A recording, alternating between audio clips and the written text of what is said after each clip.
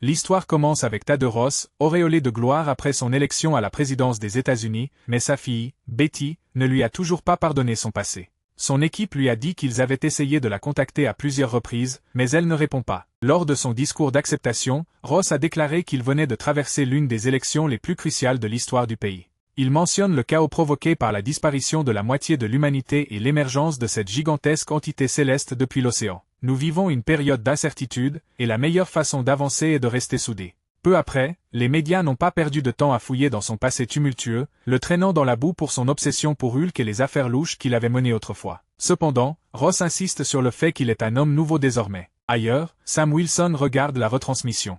Il voit que Ross a effectivement accédé à la présidence, où, lors d'une conférence de presse, Ross a laissé entendre que sa chasse acharnée à Hulk avait non seulement défini sa carrière, mais lui avait également coûté sa relation avec Betty. 5 mois plus tard, direction Oaxaca, Mexico. Joaquin Torres collabore avec Captain America, Sam Wilson, sur une mission classifiée. Le président Ross les a envoyés en personne pour empêcher le vol d'un conteneur mystérieux. Les ordres sont on ne peut plus clairs, personne ne doit savoir ce qu'il y a à l'intérieur. Cap déboule dans le lieu de rendez-vous, où l'acheteur est censé se présenter, et se met immédiatement à se battre avec les gardes en faction. La sécurité du colis est la priorité, mais la situation prend une tournure inattendue lorsqu'il réalise que Serpent Leader est impliqué. Le méchant, respirant l'arrogance, menace de tuer un prêtre et un groupe de prêtresses en prière, se moquant de leur foi. Avec un rictus, il dit qu'il n'est pas venu pour prier, il veut que le prêtre lui dise où est l'acheteur. Lorsque le prêtre refuse, l'ordre retentit, exterminez-les tous. Mais avant qu'il puisse mettre son plan à exécution, une voix autoritaire perce la tension. Captain America. Sans hésitation, Serpent Leader ordonne à ses hommes de l'abattre pendant qu'il sécurise le paquet. Sam passe à l'action et élimine facilement les soldats ennemis. Vu d'en haut, Joaquin Torres repère rapidement Serpent Leader qui s'enfuit avec le paquet et alerte Sam, qui se lance à sa poursuite. Déterminé, Cap confronte le chef Serpent, l'avertissant que son acheteur ne s'était pas présenté. Il a ricané et a suggéré de trouver de meilleurs clients, mais le méchant, imperturbable, a répondu que ce n'était pas son problème. Sam en a un plus gros, et un de ses hommes est prêt à l'affronter. Dommage pour lui, son soi-disant guerrier ne fait pas le poids face à Captain America. Joaquin Torres parvient à récupérer le paquet, assurant le succès de la mission. Pendant ce temps, le président Ross se rend sur la tombe de Karen Lee Ross, honorant ainsi une promesse qu'il avait faite à Betty. Bien que leur relation soit encore fragile, il tient profondément à elle et essaie de se racheter à sa manière. Même s'il a changé, elle ne lui fait toujours pas confiance. De plus, il est sur le point d'atteindre ses 100 premiers jours au pouvoir et doit absolument obtenir un traité crucial. Pendant ce temps, Captain America rassemble les pièces du puzzle et réalise que l'acheteur avait l'intention de doubler le chef serpent. L'homme a payé 50 millions de dollars pour que le conteneur soit secrètement réacheminé vers le Japon, où il prévoyait de le récupérer plus tard. Sam Wilson rencontre Joaquin Torres, qui sollicite ses conseils pour devenir un successeur digne du titre de Faucon. Pour l'aider, Sam l'emmène à la rencontre d'Isaiah Bradley, espérant qu'il pourra s'entraîner auprès de quelqu'un qui incarne ce que signifie être un véritable héros, sans avoir besoin de sérum de super soldat. Pendant son entraînement, Sam reçoit un appel du président Ross. Quand Sam revient, Isaiah ne se retient pas et le sermonne pour avoir suivi les ordres de Ross, lui rappelant les actions passées du président. Sam explique qu'il ne suit pas les ordres aveuglément. Rester près de la Maison Blanche lui permet de surveiller Ross et de protéger les gens si les choses tournent mal. De plus, il a un allié à l'intérieur qui l'avertira si Ross fait quelque chose d'imprudent. Après leur conversation, Sam mentionne qu'il a été invité à la Maison Blanche pour être honoré pour la mission qu'il a menée avec Gwen. En signe de remerciement, il invite Torres à se joindre à lui et l'encourage à porter son costume, en lui disant que ce serait un honneur de l'avoir présent. Après un moment d'hésitation, Isaiah accepte. Cette nuit-là, Sam, Gwen et Isaiah arrivèrent à la Maison Blanche. En déambulant dans les couloirs, Isaiah ne peut s'empêcher de faire une remarque sarcastique sur l'étrangeté de se trouver à l'intérieur de la demeure de la bête. Avant de continuer, ils prennent un selfie pour immortaliser l'instant, ignorant complètement que des caméras de surveillance enregistrent leur arrivée. Peu de temps après, Sam est convoqué au bureau du président Ross. Ross le remercie d'avoir récupéré le conteneur, en lui disant que cela l'aidera à finaliser le traité qu'il défend ardemment. Puis, de manière inattendue, il lâche une bombe, il veut que Captain America l'aide à reformer les Avengers. Sam ne bronche pas en rappelant à Ross que c'est lui qui a brisé l'équipe et que la reformer ne sera donc pas une mince affaire. Ross insiste, cependant, sur la nécessité de le faire. Il soutient que les Avengers représentent la nation, et sans eux, la moitié de la population n'aurait pas survécu aux récentes crises. Il demande à Sam d'y réfléchir plus attentivement. Avant de partir, Ross le présente au Premier ministre japonais, et ils prennent rapidement une photo ensemble. Alors que Sam se tourne pour partir, le président lui offre une dernière réflexion, il devrait peut-être envisager de travailler à ses côtés pour l'avenir de la nation. Plus tard dans la soirée, le président Ross s'adressa aux personnalités les plus influentes de la salle. D'un ton solennel, il déclara que la masse céleste avait émergé de l'océan et qu'après une action décisive, ils avaient fait la plus importante découverte de l'ère moderne. Il explique que le matériau qu'ils ont découvert est encore plus résistant que le vibranium, il s'agit d'adamantium. Il révèle ensuite que le conteneur récupéré contenait une partie de ce précieux métal, et grâce à la mission réussie menée par deux hommes exceptionnels, Walkin Torres et Captain America, Sam Wilson, il dispose désormais d'une opportunité unique. L'avenir de la communauté internationale dépend de ce qu'elle fera de cette découverte. Si les nations s'accordent à collaborer, l'adamantium pourrait être distribué équitablement, assurant des avantages pour tous. Cependant, des coups de feu éclatent au milieu de son discours, plongeant l'événement dans le chaos. Isaiah Bradley a soudainement ouvert le feu, surprenant tout le monde. Sam et Wayne se lancent immédiatement à la poursuite d'Isaiah, mais ils ne sont pas les seuls. Une équipe de police est à ses trousses. Finalement, ils le coincent. Comprenant la gravité de la situation, Sam le supplia de ne pas s'enfuir, l'avertissant que cela ne ferait qu'empirer les choses. Il le supplie de se rendre pacifiquement. N'ayant pas d'autre choix, Sam se dirige droit vers le président Ross. Il le trouve dans une pièce entourée d'agents, mais sa priorité est de se battre pour Isaiah. Voyant la détermination de Sam, Ross renvoie les agents mais autorise son conseillère en sécurité, Ruth, à rester. Sam a défendu son ami, insistant sur le fait qu'Isaiah n'avait absolument pas pu agir seul. Ruth renchérit en ajoutant qu'Isaiah n'était pas le seul à faire feu, les services secrets et l'armée ont également ouvert le feu. Tout porte à croire qu'il s'agit d'une attaque terroriste bien coordonnée.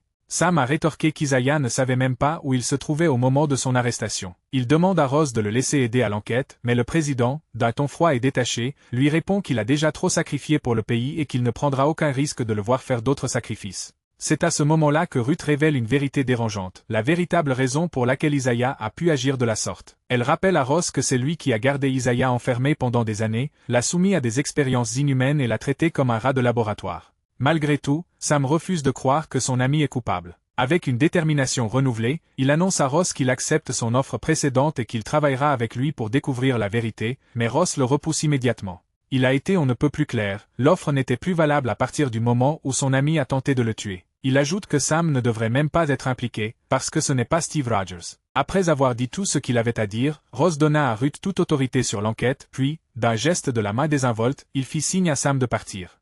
Alors qu'il s'apprête à partir, Ross lâche, froid et condescendant, « simple, fiston ». Ce mot frappe Sam plus fort que n'importe quelle accusation, pas seulement à cause du ton, mais à cause de ce qu'il implique. Un rappel que, aux yeux de Ross, il est toujours quelqu'un à qui on peut s'adresser de haut. Déterminé à découvrir la vérité, Sam Wilson va voir Isaiah Bradley pour savoir ce qui s'est réellement passé. Quand ils se rencontrent, Isaiah jure qu'il ne ferait jamais une chose pareille. Il ne comprend même pas pourquoi il a agi de la sorte ce soir-là. Avec un regard tendu, il expliqua que sa journée avait été tout à fait normale. Il était passé chez le coiffeur, avait récupéré son costume, puis était allé avec eux à la Maison Blanche. Dès le début, il avait un mauvais pressentiment à ce sujet. Il fit une pause avant de partir. Il se souvient de tout très clairement, ils ont pris un selfie en arrivant, mais ensuite, il s'est passé quelque chose de bizarre. Son téléphone a rendu l'âme. Après cela, ils ont été conduits à la salle et l'instant d'après, il se retrouvait assis dans le parc, sans aucun souvenir de la façon dont il était arrivé là. Sam écoute attentivement, le rassurant en lui disant qu'il croit en son innocence et qu'ils découvriront la vérité. Cependant, Isaiah, résigné, lui dit que, coupable ou non, il n'y a pas d'issue cette fois-ci. Il sait qu'il sera reconnu coupable et qu'il passera le reste de ses jours enfermé. Si Sam veut réellement aider, la meilleure chose qu'il puisse faire est de s'éloigner. Pendant ce temps, Ruth interroge l'agent qui a permis à Sam de parler avec Isaiah. Il soupçonne qu'une chose similaire est arrivée aux snipers qui ont ouvert le feu sur la Maison Blanche. Ruth, de son côté, arrive à la même conclusion après avoir examiné des rapports classifiés. Est-ce que tout ça était un coup monté pour les attirer ici? Tout laisse à penser que l'acheteur les surveillait depuis le début. Intrigué, Sam ordonne à Wayne d'enquêter plus en profondeur sur Ruth, la conseillère en sécurité du président. Mais au moment où il termine l'appel, une attaque soudaine interrompt ses pensées. Les balles sifflent droit vers lui. Avec une précision chirurgicale, Gustavo Fring tire. Convaincu d'avoir terminé le travail, il saisit le téléphone de Sam et signale que la cible a été éliminée.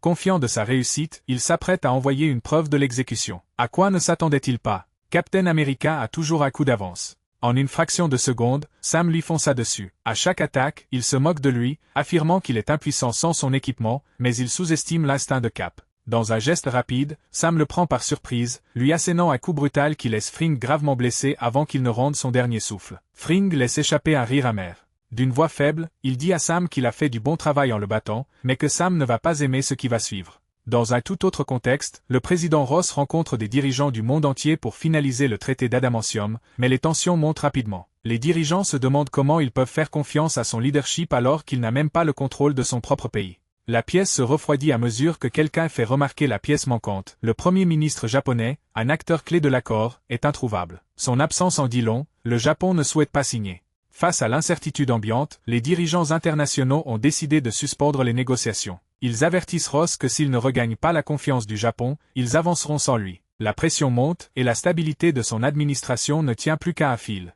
Wen raconte à Sam ce qu'il a appris sur Ruth. Née en Israël et formée dans la Chambre rouge, c'est une veuve noire. C'est pourquoi il avertit Sam de ne pas la sous-estimer, ni de se mettre au travers de son chemin. Plus tard, en visionnant les images de cette nuit-là, ils découvrirent quelque chose d'étrange. Isaiah avait Ross dans sa ligne de mire, mais, pour une raison inconnue, il avait choisi de ne pas tirer. Cela devrait déjà mettre la puce à l'oreille. Plus troublante encore est l'implication potentielle de Samuel Stern. Avec cette nouvelle piste, Sam lui dit de se préparer, ils y vont ensemble, cette fois.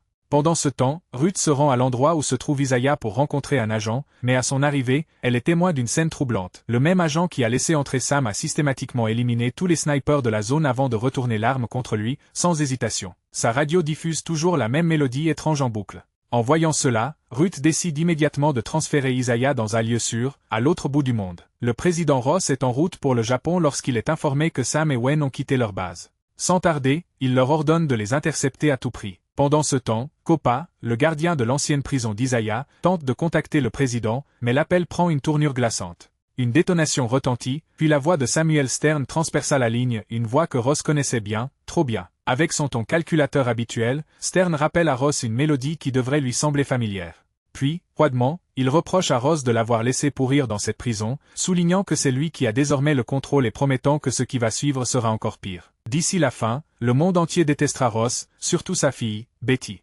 Alarmé, Ross contacte immédiatement Ruth, qui est toujours en train de transférer Isaiah. Il lui ordonne d'abandonner la mission et de se rendre au camp Echo 1 à la place. La situation a dégénéré dangereusement. Pendant ce temps, Sam et Wen arrivent au camp. Après avoir déjoué un réseau complexe de pièges, ils finissent par entrer, mais ils ne sont accueillis que par un silence inquiétant. Il n'y a aucun prisonnier, juste un sentiment d'abandon total. En progressant, ils découvrent quelque chose d'encore plus troublant, un laboratoire caché, un centre de recherche opérant dans l'enceinte de la prison. Ce n'est pas seulement inhabituel, c'est extrêmement suspect. En creusant davantage, ils ont trouvé des documents confirmant qu'Isaiah avait été détenu là, ce qui n'a fait que soulever davantage de questions.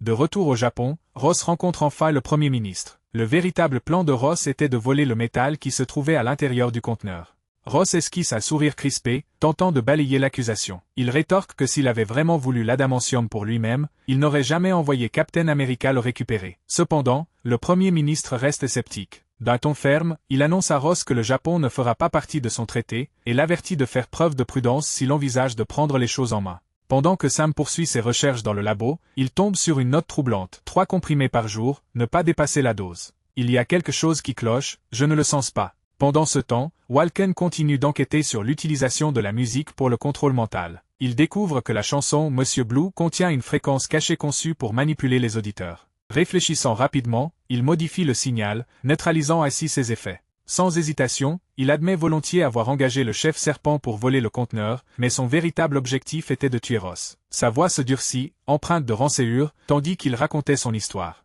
Il raconte à Sam que Ross l'a jeté en prison sans procès, et qu'après l'accident lié aux radiations gamma qui a altéré son cerveau de manière permanente, le gouvernement l'a secrètement utilisé pendant 16 ans. Ross, impitoyable comme toujours, a exploité son intelligence pour gravir les échelons jusqu'à la présidence, tout en lui servant la même promesse vide. Une fois au pouvoir, il le libérerait. Mais dès que Ross a obtenu ce qu'il voulait, il l'a abandonné sans même y penser. Sam essaie de le raisonner, lui expliquant que ses actions entraînent Isaiah dans ses problèmes et que persister dans cette voie ne fera que blesser davantage d'innocents, mais Stern ne veut rien entendre. Dans l'esprit de Ross, il est au-delà de toute rédemption. S'arrêter maintenant serait la véritable erreur. Sans prévenir, il utilise son contrôle mental pour retourner une escouade de soldats contre Sam et Wen avant de s'échapper calmement. C'est alors que Ruth fait une entrée fracassante. Elle ne voulait pas s'en mêler, mais maintenant elle n'a plus le choix. Elle se déplace comme une arme de précision, fauchant les assaillants avec une efficacité mortelle, une compétence qui ne laisse aucun doute, c'est une Black Widow. La menace neutralisée, ils se retirèrent rapidement tous les trois. Ruth pense que si Stern s'est échappé récemment, il n'a pas pu aller bien loin. Elle suggère d'établir un périmètre et de le traquer.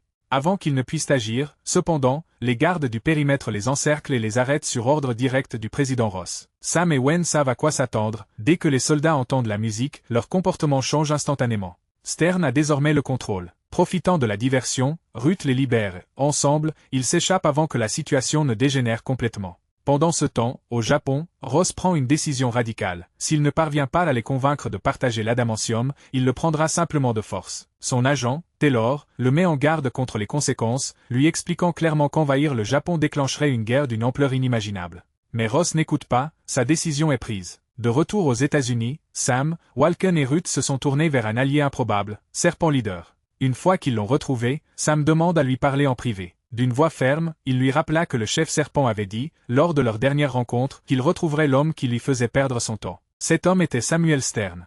Intrigué, le chef serpent accepte de parler, mais à une seule condition, il exige une unité totale. À court d'options, Sam accepte de l'écouter, et c'est alors que la vérité éclate enfin au grand jour. Il découvre que la chanson Monsieur Blue contient une fréquence cachée conçue pour manipuler les auditeurs.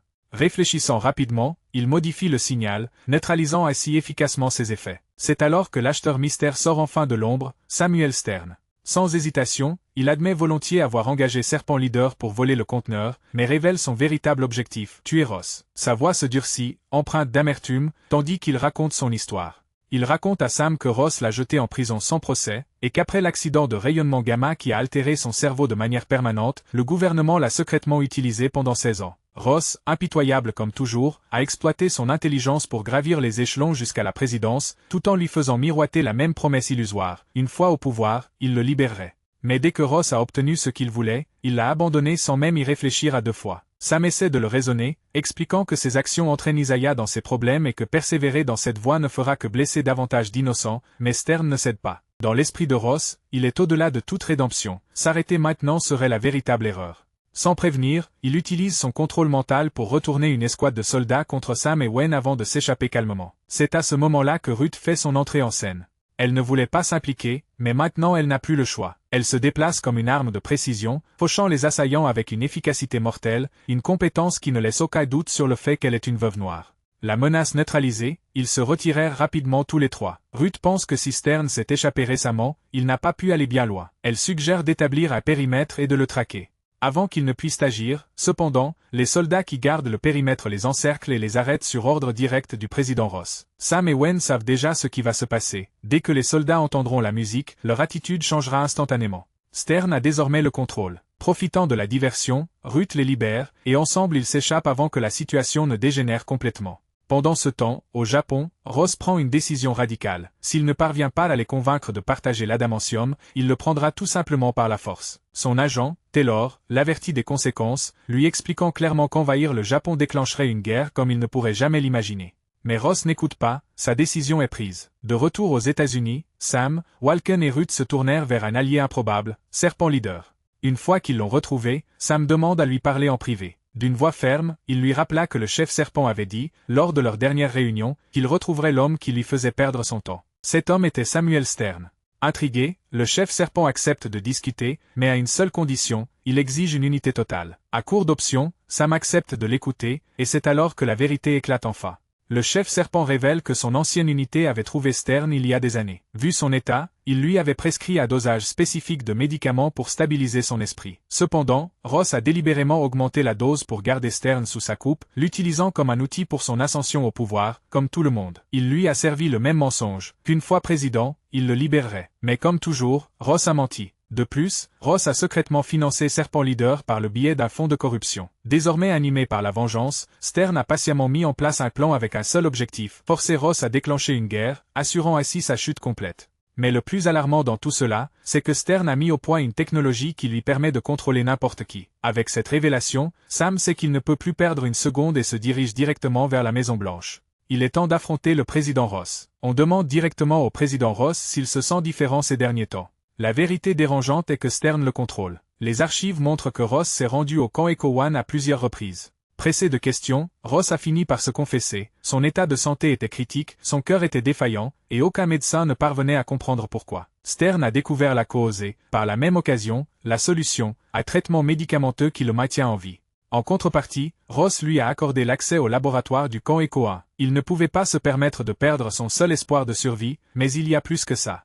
Après le saccage de Hulk, quelqu'un devait être tenu responsable, et Stern en a fait les frais. Malgré tout ce que Ross a fait pour le pays, sa fille Betty, dont l'opinion compte plus que tout à ses yeux, ne lui a jamais pardonné. C'est pourquoi il devait s'accrocher, pour prouver qu'il pouvait encore être un homme bien. La conversation est interrompue par un rapport urgent. 2 agents, ayant subi un lavage de cerveau par la musique de Stern, ont ouvert le feu sur la flotte japonaise. En mode crise, Ross ordonne à Sam et Wen de prendre la défense des forces japonaises et de les empêcher de riposter militairement. Pendant ce temps, Stern resserre son emprise sur l'esprit de Ross. D'un ton mesuré, il murmure que les pilules commencent enfin à faire effet, mais il y a quelque chose de plus profond en jeu. La colère, tout le ressentiment que Ross a essayé d'enfouir, est toujours là, brûlant à l'intérieur et le rongeant. Il n'a pas besoin de ces pilules, il a juste besoin de s'accepter tel qu'il est. Mais ils savent tous les deux la vérité, Ross ne cessera jamais de les prendre, et c'est le prix qu'il paie pour avoir résisté. Sam réagit instantanément, mais la chance n'est pas de son côté. Alors que Kim tombe dans l'océan, la base informe Sam qu'une équipe de sauvetage est en cours de déploiement pour le retrouver. Sachant qu'il ne peut pas se permettre d'arrêter, Sam continue d'avancer, réussissant à empêcher le conflit de dégénérer en une guerre à grande échelle. Finalement, le premier ministre japonais apprend que Captain America lui a sauvé la vie, évitant ainsi un désastre international. Quelques jours plus tard, Sam rend visite à Wen à l'hôpital.